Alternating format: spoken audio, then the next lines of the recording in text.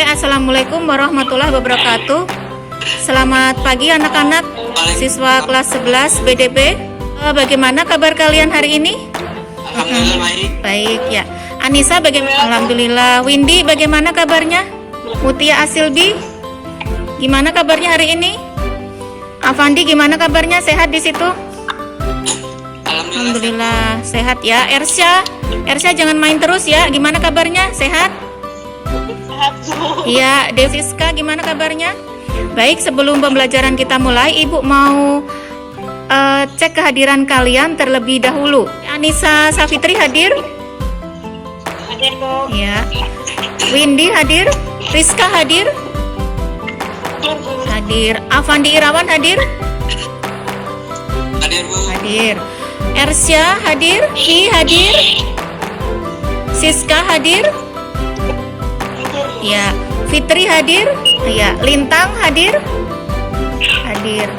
Terima kasih kalian yang bergabung di pembelajaran jarak jauh dengan via Jimit ya hari ini.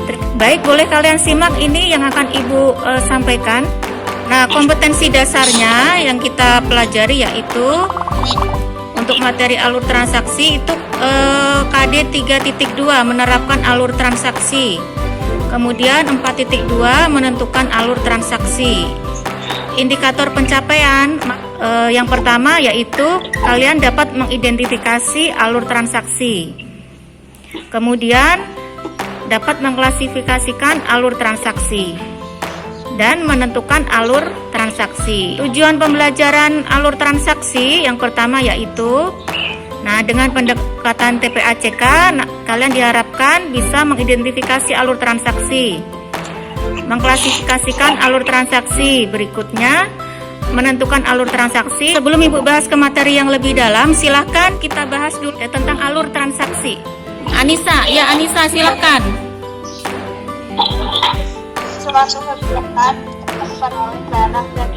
Baik, Ibu akan lanjutkan ya materinya ya. Oke, tolong disimak baik-baik.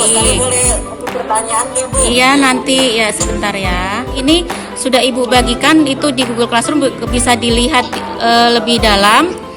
Nah, Ibu akan perlihatkan videonya. Silakan kalian simak baik-baik ya.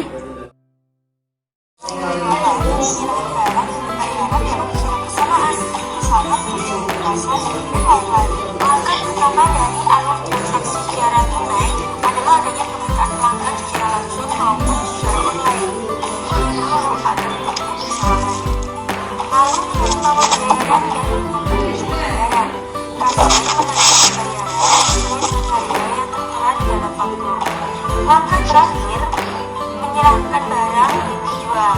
Ini adalah proses terakhir. Sesuai dengan kesepakatan, barang akan dikirimkan kepada seller. Silakan, ada yang bisa menjelaskan dari tayangan video tersebut? Alur transaksi apa yang terjadi dari tayangan video tersebut? Silakan.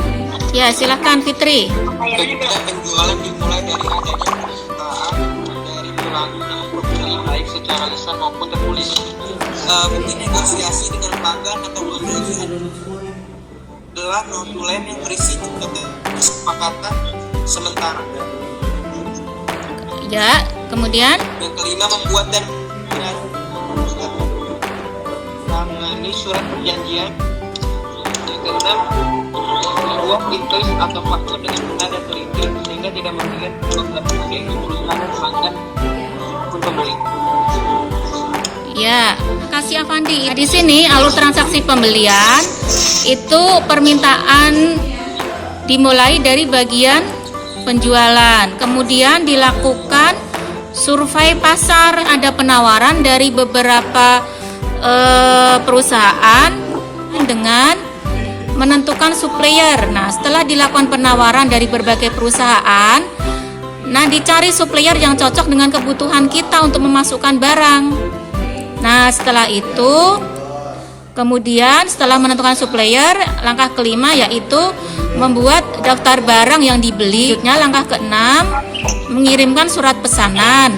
Selanjutnya yaitu kemudian setelah ada surat pesanan dilakukan tanda tangan surat perjanjian. Ini meriksa barang, kemudian Setelah barang diperiksa, kemudian barang dikirimkan. Alur transaksi penjualan tunai itu dimulai dari permintaan bagian penjualan. Kemudian langkah kedua, adanya negosiasi, kemudian membuat invoice atau faktur.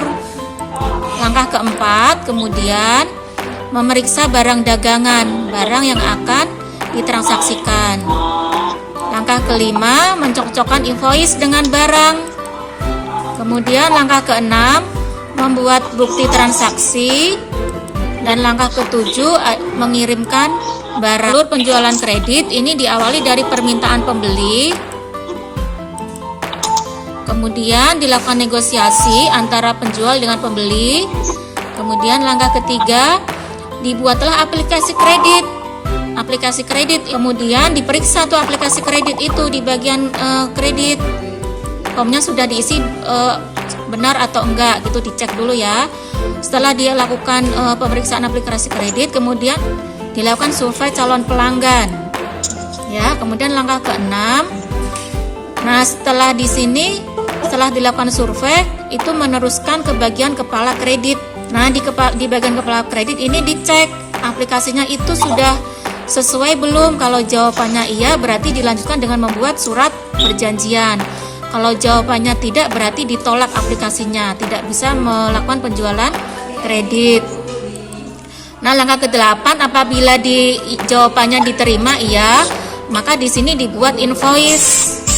Nah, kemudian langkah selanjutnya setelah membuat invoice itu mengirimkan barang. Lihat ya, materinya di Google Classroom sudah ada. Soal evaluasi nanti bisa langsung dikerjakan dalam bentuk soal pilihan berganda di link yang Ibu sertakan ini. Agar lebih paham lagi, kita buat diskusi ya, seperti yang sudah Ibu sampaikan. Ya, Ersya ingin menyampaikan transaksi penjualan tunai, silahkan ya. Alur transaksi penjualan tunai adalah penjualan yang barang dan pembayaran dilakukan secara bersamaan. Ya. Nah, sekarang untuk alur transaksi pembelian. Alur transaksi pembelian adalah suatu kegiatan untuk memperoleh barang dan jasa dengan cara memberikan balas jasa berupa sejumlah uang yang nilainya sama dengan barang atau jasa yang diperolehnya. Iya, oke. Okay. Ya, silahkan. Satu, proses pembelian dimulai dari permintaan bagian penjualan atau produksi. Iya, terus Barang yang akan dibeli dapat ditentukan dengan 3 cara. ya. Satu, intuitif. Cara ini dilakukan dengan memikirkan dan menerka barang atau jasa dibutuhkan oleh pelanggan berdasarkan pengalaman. Ya. Yang B, penelitian pasar. Kita dapat meneliti permintaan konsumen yang banyak dengan cara meneliti langsung berdasarkan pengalaman pada masyarakat umum.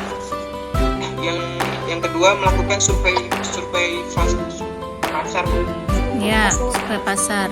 Belum kita tutup pembelajaran hari ini, kalian berikan refleksi atau kesimpulan dari pembelajaran hari ini. Silahkan Ersya untuk memberikan refleksinya. Transaksi pembelian suatu kegiatan memperoleh barang dan jasa dengan cara memberikan balas jasa berupa sejumlah uang yang nilainya sama dengan barang yang diperolehnya. Ya. Transaksi penjualan secara kredit, transaksi jual beli yang dilakukan dengan cara pembayarannya dilakukan di kemudian hari sesuai dengan kesepakatan yang telah disepakati. Oke, ya, terima kasih Ersya yang sudah memberikan refleksinya. Baik, untuk pertemuan hari ini sebelum kita tutup, kita akhiri dengan hamdalah. Alhamdulillahirabbil alamin.